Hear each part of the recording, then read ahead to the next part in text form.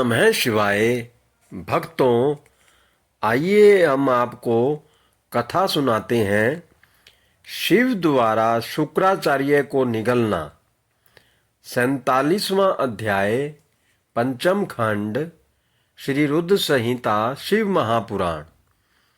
व्यास जी बोले, हे ब्रह्मपुत्र सनत कुमार जी, शिवगणों द्वारा जब शिवजी को यह ज्ञात हुआ कि दैत्य गुरु शुक्राचार्य दैत्यों को पुनः जीवित कर रहे हैं और शिवगण उन्हें बंदी बना लाए हैं, तब क्रोधित होकर शिवजी ने शुक्राचार्य को निगल लिया था।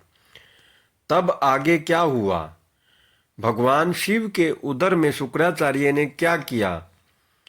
क्या भगवान शिव ने उन्हें भस्म कर दिया या फिर शुक्राचार्य अपने तेज के प्रभाव से शिवजी के उदर से बाहर निकल आए? कृपया कर मुझे यह बातें बताइए। व्यास जी के इन प्रश्नों को सुनकर सनत कुमार जी बोले, हे व्यास जी, भगवान शिव तो इस त्रिलोक के नाथ हैं, वे साक्षात ईश्वर हैं। उनकी आज्ञा के बिना इस संसार में कुछ भी नहीं हो सकता।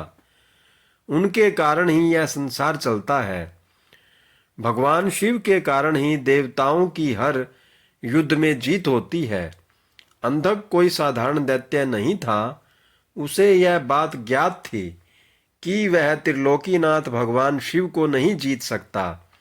इसलिए वह अपने दैत्य कुल की रक्षा करने के लिए सर्वप्रथम अपने आराध्य दैत्य गुरु शुक्राचार्य के चरणों में गया और अपने गुरु की वंदना करने लगा। तब उन्होंने प्रसन्न होकर उसे आशीर्वाद दिया।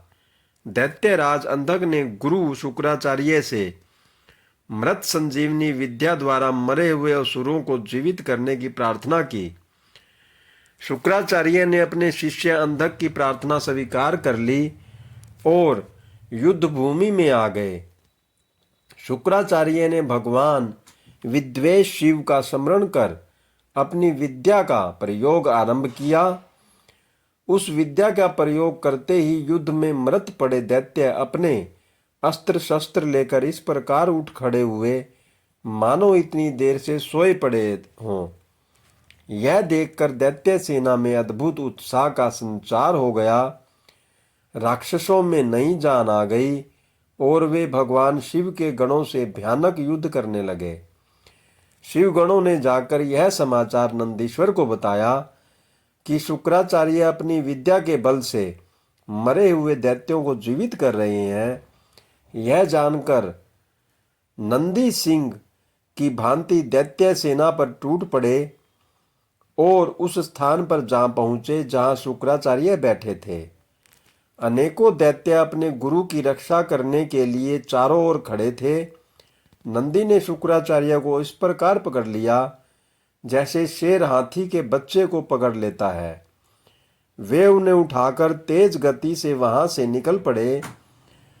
नंदीश्वर को इस प्रकार अपने गुरु को उठाकर ले जाते देखकर सभी दैत्य उन पर टूट पड़े, परंतु नंदी अपनी वीरता का परिचय देते हुए सबको पछाड़ते हुए आगे बढ़ते रहे। नंदी के मुख से भयानक अग्नि वर्षा हो रही थी, जिससे दैत्य उनकी ओर नहीं बढ़ पा रहे थे। इस प्रकार कुछ ही देर में नंदी शुक्राचार्य का अपहरण करके उन्हें भगवान शिव के सम्मुख ले आए। नंदी ने सारी बातें भगवान शिव को कह सुनाई।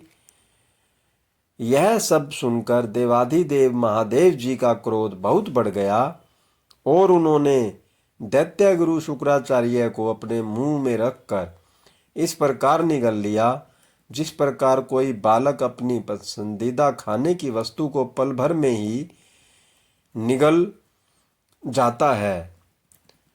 ओम नमः शिवाय। हर हर महादेव। जय शिव शंभू। जय भोलेनाथ।